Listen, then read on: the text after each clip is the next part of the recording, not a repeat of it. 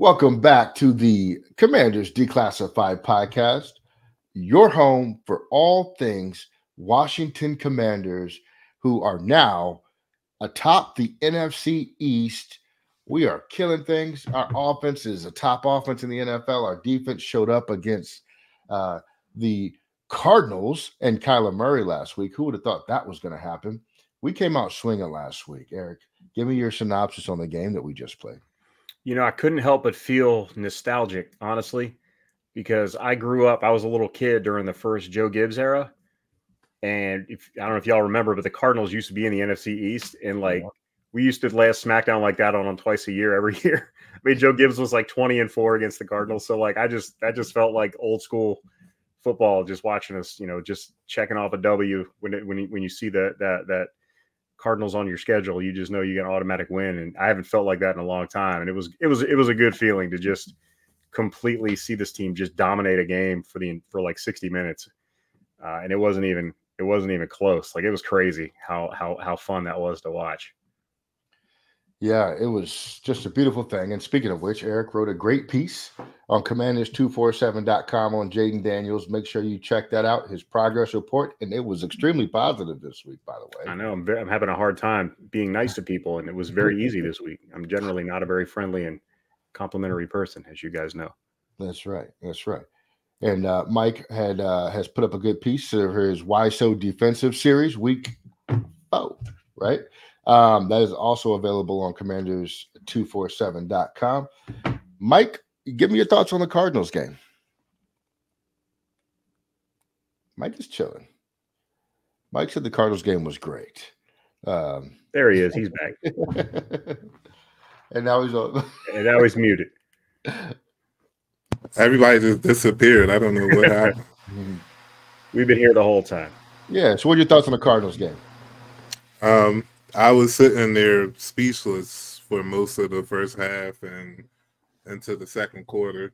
Especially, I think it was the end of the second quarter into the third quarter that really had me like, this is different. When they stopped them and kicked the field goal to go up 10 and going into halftime, I couldn't believe it. Like, when we stopped them, I thought the game was tied. I forgot that we were even upset. And I was like, oh, okay. So to get the ball back, score again, go up 17, the route was on. And like I said, it was different. That game has replaced the Raiders 2017 Sunday Night Football game as the last game that I've seen a complete game from the Washington franchise. When I'm talking offense, defense, and special teams, it was magnificent. That's the best way I could describe it. It's really hard to believe that we're the same team, right? And it's hard not to fall into that trap of thinking, the clock's going to strike 12 at some point, right? Just because we're not used to this. We've never had nice things, okay? Or at least we haven't in 30 years. So bear with us as we enjoy and indulge in the moment that is right now. And it's just to have a functional offense, but a highly functional offense at that is just magic. Our run game is good. Our pass game is great. Our quarterback runs are great. The quarterback lead that he had to the end zone in the game, following his blockers and setting them up, and it was just a beautiful thing. McNichols balled out, right? Like, and Eric, he was on your bench in fantasy, but he balled out this week, So we're hitting on all cylinders. Shout out to Kliff Kingsbury. Shout out to Dan Quinn. Joe Witt got his defense together this week. And, it's fun. It's fun. I hope it continues. And speaking of continuing, we are going to play the Cleveland Browns as our next opponent. If you don't know, the Cleveland Browns are 1-3. They got a mess at the quarterback position. Deshaun Watson, who was once one of the best quarterbacks in the league, is just a shell of himself. And I'm sure you'll talk about that a little bit, Mike, but the guy is just not what he was.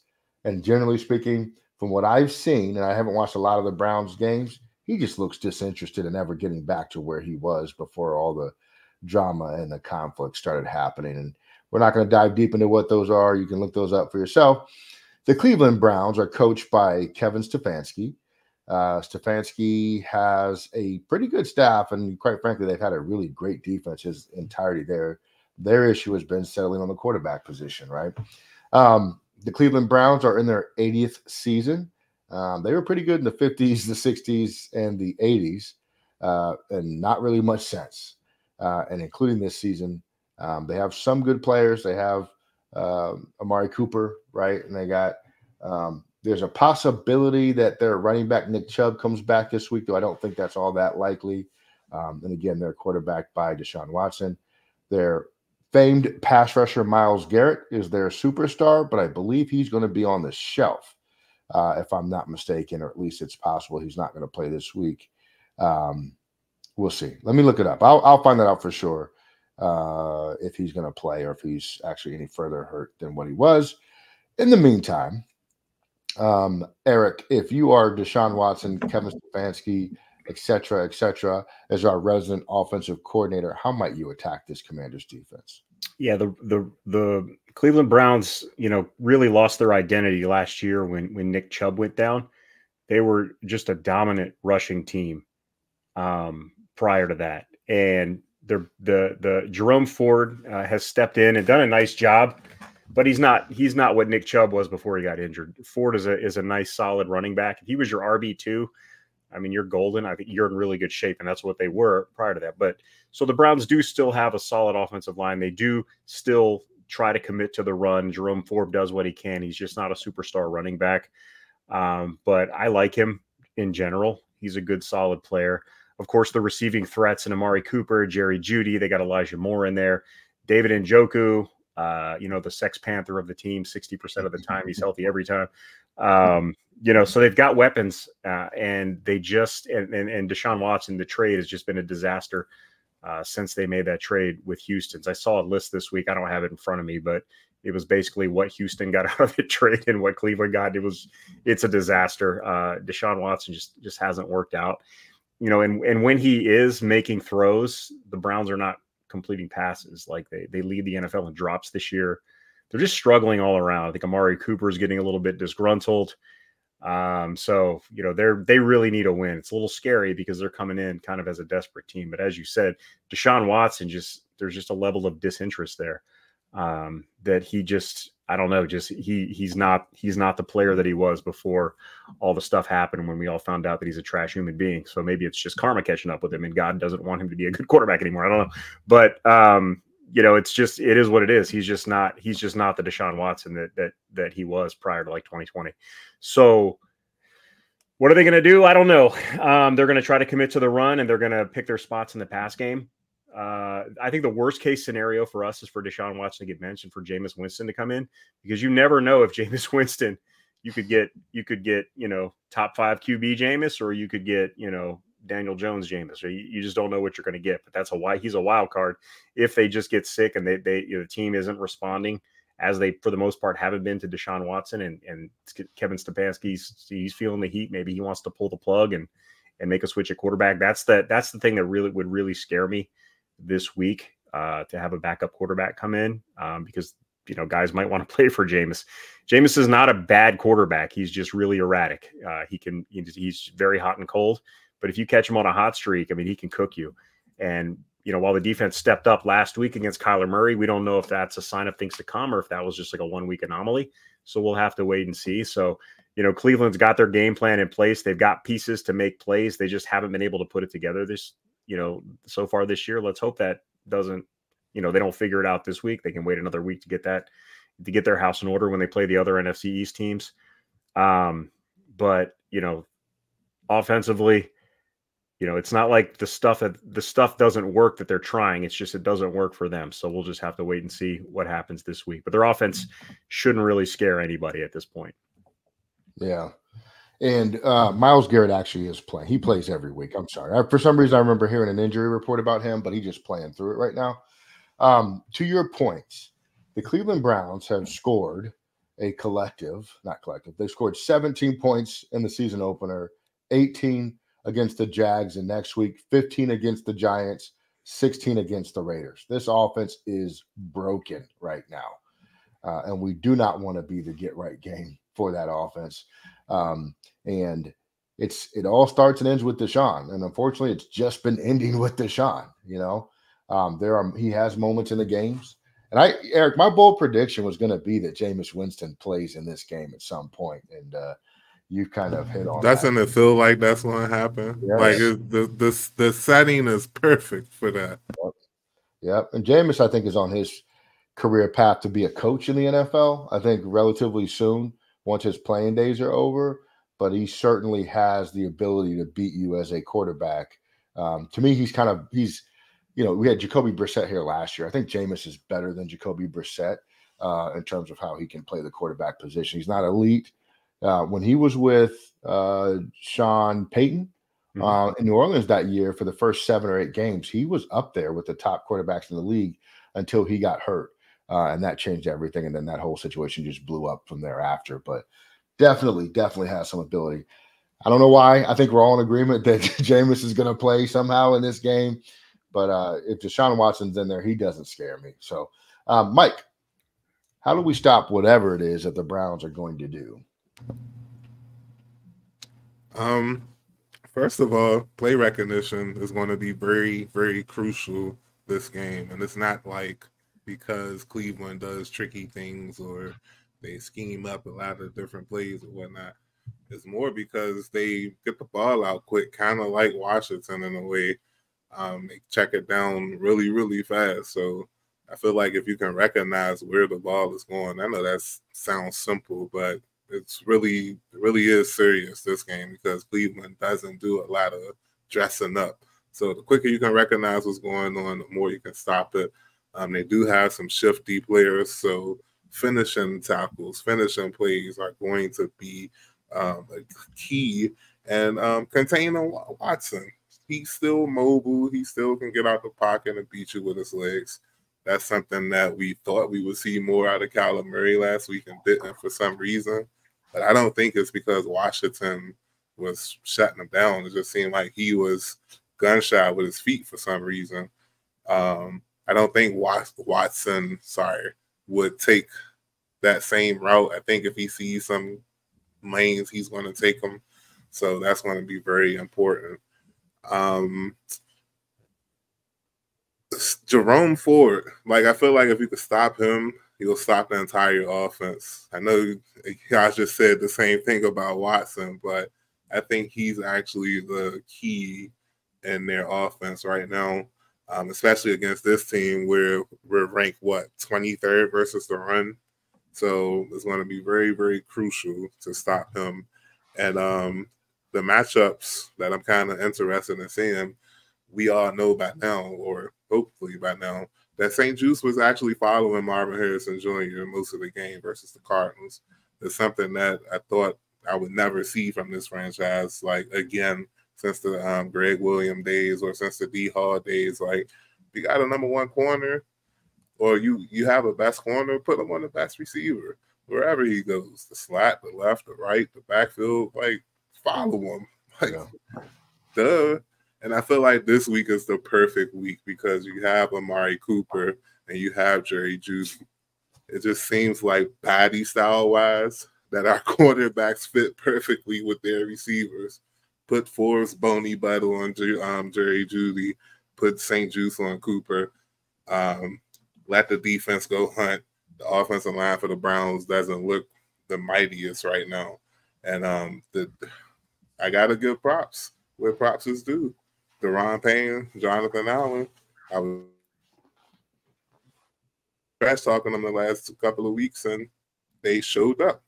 They really showed up. So, like I said, it's going to be tricky, but I feel like they could have not necessarily a repeat performance from last week, but they can slow Cleveland down just as easily as they could slow Arizona down, especially at home with the fans. That energy is definitely going to give them some juice. And, yeah, I feel confident in the defense all of a sudden. Who knew? Mike, in your opinion, do the Browns have better skill position players on offense than the Commanders do outside of quarterback?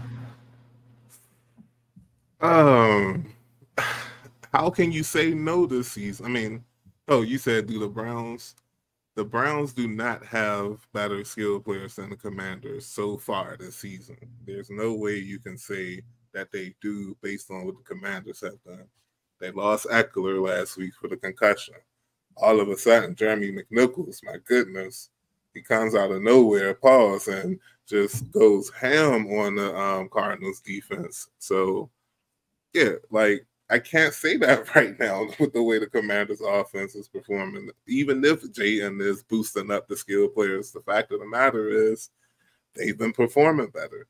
They're like, dare I say, there's been a few dogs this season. And again, that's something I never thought I'd say about this franchise. Like E's headline says, don't wake me up. I'm dreaming. Yeah. I mean, they have players for sure. Jerry Jeudy is a route tactician, excuse me. Same as Cooper. Same as Cooper, but not physically dominant players, but very smart route runners. Yeah. A different matchup. Alabama. Yeah, different matchup than what the Cardinals gave them last week. The Cardinals had physically imposing players that were not technically, technically proficient. So that could pose some problems, right? Like Amari Cooper, separation. He's really good at getting separation. And is St. Juste going to be able to handle that from somebody who's not just trying to bully him like Marvin Harrison would have? So that's something to keep an eye on. And yeah, whoever. And I'm going to be honest with you guys. I like Noah Igbenogany as a cornerback. Not flashy. He's never really lived up to his number one billing. I like him as a player. He's made more plays than pretty much anybody in the secondary this year. So he's also kind of in the vicinity guy. I don't know if I want him starting every week. I like him as a rotational piece in the secondary, and I just thought he was going to be a special teams guy coming in, but he's been better than Forbes for sure. No, he's been better than the corner that they got from the Chargers. Mike Davis. Even better than Mike Davis. Yeah, Mike Davis was a disaster against the Giants. Worst signing ever. I love Peters. I'm grateful for what he's done so far for the team, but that's the worst signing. Maybe it was just a bad game. We haven't seen him since. He's been on a milk carton since that Giants game. But maybe that was just a bad day for him. I try not to go in on players, especially Commanders, but that dude, he got put in a blender so many times against the Giants. Oh my goodness, he's been trash so far this season. I'm sorry. Please, I digress. I bet Kenneth Fuller's wishing he can come back right about now with where he is. So, all right. We're going to flip the field. We're going to take a look at the Commanders' offensive game plan and who might be our offensive difference makers this week, Eric. Yeah, the key there is balance, right? We heard it on the broadcast last week. Dan Quinn had said he wants 55 combined rushes and completed passes. And that is, I've never really thought of it that way before. And it's probably a Kingsbury thing. Maybe it's an Anthony Lynn thing, who, by the way, Anthony Lynn deserves a ton of credit for this offense. I know Kingsbury's getting the flowers. Anthony Lynn, I guarantee you, has had massive input into that run. I mean, he's the run game coordinator. The formations that they're coming up with, being able to use, because you don't see two backs in the NFL very much. They're doing a great job mixing up formations and running similar play. Oh, they're doing a great job with that. So props to Anthony Lynn and Kliff Kingsbury. And Brian Johnson too, because why the heck not? But look, but balance is going to be the key. You got to stick with the run game. And the 55, combined rushes and completed passes makes a lot of sense. And they've done it in their wins, and that they've been in that range. Even against Cincinnati, where they weren't getting a lot in the run game. They stayed committed to it. And you saw the benefit that it had to the pass game. So, you definitely want to stick with that. So, yeah, you're going to want to hammer the run game. Cleveland is a much better defense than what Arizona was. They're not really living up to the hype that we had for them coming in defensively, but they certainly haven't been the problem for the most part. I mean, they've only had one game where they gave up. Against Dallas, they gave up 30 points, but everything else, the games have all been close. They've been holding their teams to 20 points and under. So they're a nice, solid defense, and obviously Myles Garrett and Owasso Koromoa are there, and those are two really, really, really good players. So there's something to look out for there. But I think Washington, the key there is just commit to the run game, working or not. Do you get Austin Eckler back, or do you stick with McNichol? I don't think it matters because McNichol was fantastic last week on my bench. But Yeah, and then just keep doing what you're doing with Jayden. I mean, he's done so much of a better job in recent weeks of keeping his eyes downfield, making throws, extending plays, protecting himself when he runs the ball. He didn't take any big hits last week, which was fantastic. More of that. And yeah, just protect him as best you can and allow him to manipulate the pocket and make his plays. I think, the game plan, it's my job talking about the Commanders offense for the rest of the season is going to be pretty easy. Just balance, just keep it that run pass. I mean, they're averaging 170 yards almost a game on the ground. That is great. I think they're third in the NFL in rushing. With 200 yards passing a game, they're over 400 yards basically averaging on offense. That's great. And it's all due to the balance, and Kingsbury and Anthony Lynn and Brian Johnson are doing just a great job coordinating that offense. So I don't want to jinx it, so I'm going to shut up. But yeah, balance is the key this week. That's all I'm getting at. And how good does it feel to not be in week 5 and you're thinking about the quarterbacks coming out in the draft next year? We don't have to do that right now. All right, Mike. Eric hit on some points about what the Commanders are going to do on offense. You see Luke McCaffrey seems to show up once every game to make a really big play. Ertz has been huge for us. What are you, as the Browns defensive coordinator, thinking and doing to try to stop this offensive attack from the Commanders? As the offensive coordinator or defensive coordinator? Defensive coordinator. You, sir. I'm sorry. Pray. They've been scoring on everybody so far this season, or moving the ball at least on everybody. Even people let's go back to week 1 for a second. People say, oh, they only scored 17 points against the Bucs, this, and that. Do you forget that the kicker missed like 2 field goals? Yeah.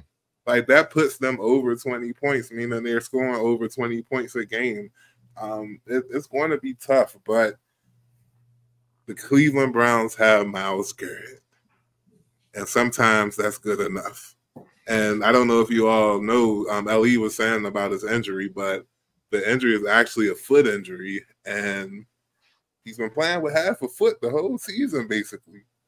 But check this out. He still has 4 sacks, but not only that, he is first in QB pressure rate at 22.8%.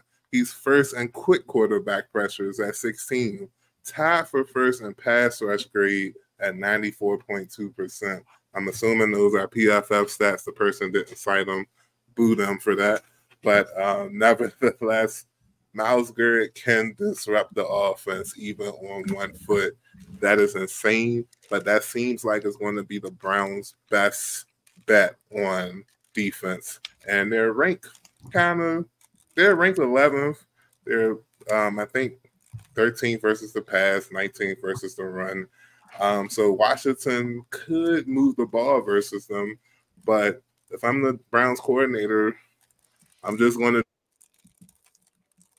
do what I can to slow Daniels down, whether it's try to disguise the defense or blitz the mess out of him. But I'm going to have to attack him because I have Myles Garrett, and I can try to do what I need to do. But they have Jayden Daniels, and so far, no one has been able to answer that problem. And it's going to be tough if I'm the Browns D coordinator. I don't really see a way out. I know that sounds weird for me to admit as a defensive coordinator, but I really don't know what to do with this Washington defense right now. Yeah, Washington offense, I'm sorry. Something that I think is a little bit deceiving about the Browns defense is they're not getting a lot of help from the other side of the ball, right? And that the offense turns the ball over, puts them in really bad spots, does not accumulate points, does not generate long drives. That defense is constantly on the field. So the fact that that's true and they still have been as good as they have been this year tells you everything you need to know, in my opinion. And so one more thing real quick, Ali. I'm sorry, I mean to cut you off, but like you were mentioning before you brought the topic to me, they've only given up over $22. But that's the problem for them, at least. The only offense that they played that's, kind of good has been the Cowboys. Other than that, they played the Raiders, the Giants, and the Jaguars. Yep. 3 very, very, very underwhelming offenses. So Sunday is going to be a huge test for them. Yep. Yeah, I agree. You don't really know what this Cleveland defense is, but Sunday we'll find out on both sides of the ball. So it's going to be a really interesting matchup. Um, Definitely a lot to see with how Jackson holds up with Myles Garrett. Myles Garrett will play on both sides of the defensive line. Um, and so he'll move around. He'll play against a right tackle Wiley and also, the Jackson and Leno if he jumps in the game. Did I say Leno? I meant Lucas. Lucas. Sorry. All right. So Same Bama. No, I'm joking. same bomber. Yeah, that's right. All that being said, Eric, who is your single key player this game? Well, my single key player is two people that play the same position. It's Brandon Coleman and Cornelius Lucas because it's week 5 and we're still rotating left tackle. And it's worked so far, but it's weird. And it's a, I don't understand the thought process behind rotating your left tackle. I mean, bringing Coleman in slowly, I guess, and not overexposing Lucas because he's tends to get exposed the more he plays. So I mean, I guess it's the strategy moving forward, and until Brandon Coleman's ready to take over full time, who knows? But that's my key player because those guys got to block Myles Garrett, and whoever's in there. Now I'm sure they're going to get help from Bates or Sinnott. Whoever's in there, they're going to get help from a tight end or a running back on Garrett. You don't just leave somebody one-on-one against, probably the best defensive end in the league. You just don't do that. But those guys are the key because they're protecting, the blind side of the franchise quarterback. And those guys are always going to be very, very important. And when they're playing the best of the best, that is going to be magnified. Definitely. Actually, what's interesting? Our defense hasn't really created a lot of turnovers or short fields for our offense. Even when we got that fumble in the last game, I think it was deep in their territory, right? So we had to drive a long way back out. So I think that's even more of a credit to our offensive side of the ball as well. It would be nice if this game we took advantage of some of what Cleveland does in terms of mistakes they made to put our offense in a better position. But so my key player is going to be Deshaun Watson. Which Deshaun Watson shows up? Is it the Deshaun Watson, maximizing his potential and playing to his best abilities, or is it the Deshaun Watson that we've seen since he's been in Cleveland, which is just lackluster effort, lackluster intent, lackluster performance? And depending on which one of those shows up, could give us a fit or could roll out the red carpet for us to move on to 4-1 and totally dominating the NFC East. So, Mike, who's your key player? Say his name and he appears, but I'm not talking about Joe Henry. I'm talking about Terry McLaurin. We have not mentioned him this entire episode. When was the last time you heard any podcast or any Commanders, anything, go an entire episode without mentioning Terry McLaurin? So on Sunday, I think he's going to make us say his name a lot. And that hopefully leads to another comfortable W for the Commandos. Yeah. Now, Terry McLaurin should get all the praise in the world, man. And shout out to Noah Brown, too, drawing that pass interference. I don't think he was going to catch that ball. That was clutch. I can't believe they called pass interference on that because there's no way he was catching that ball. It was like 5 yards. It was uncatchable. We got a Mahomes call. The rule is you can't interfere with the receiver when the ball is in the air, regardless if it's catchable or not. It was a dumb penalty, but a penalty nonetheless. Yeah, I was like, when I saw it, I was like, man, Noah Brown doesn't look that fast with that ball because that ball was in the air forever. Yeah. I was like, oh man, he's a 4 or 5 guy. He should have got there. But all right, Eric, give me your score predictions for this game. Dude, this is getting hard. This is getting challenging for me because I've been wrong every week, and I purposely picked the Cardinals last week so that I would be wrong. It's hard to pick the Browns this week because they're such a mess on offense. But I'm gonna go ahead and do it. I'll pick the Browns because I need to stay perfectly imperfect. So let me go. Let's say the Browns defense steps up and the offense gets its head out of its butt. And the Browns 25-24. Very low confidence in that score. And feel free to troll me all you want. Yeah. 25-24. So you think they're going to do better than their season output in offense? Yeah. Okay. I'm not sold on our defense yet either.